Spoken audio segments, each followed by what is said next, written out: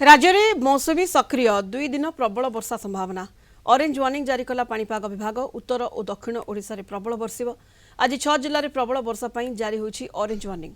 बालेश्वर केन्दुझर मयूरभंज नवरंगपुर रायगड़ा कोरापुट और मालकानगिरी को ऑरेंज सतर्कता जारी होईछि अन्यपटे ओडिशार जून मासरे नियंटिया वर्षा गंभीर स्थिति सृष्टि करिछि जून रे 47% नियंटिया वर्षा होईछि जून मासरे राज्य में 81.3 मिलीमीटर वर्षा होईछि साधारणतः 154.6 मिलीमीटर वर्षा हेबा कथा 47% कम वर्षा होइतिबा सूचना देइछि आंचलिक पाणीपाग विज्ञान केन्द्र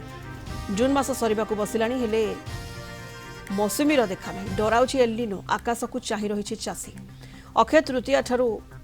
चासी अखिमुठी अनुकूल करी जमी प्रस्तुत करथिले भी वर्षा नथिबारु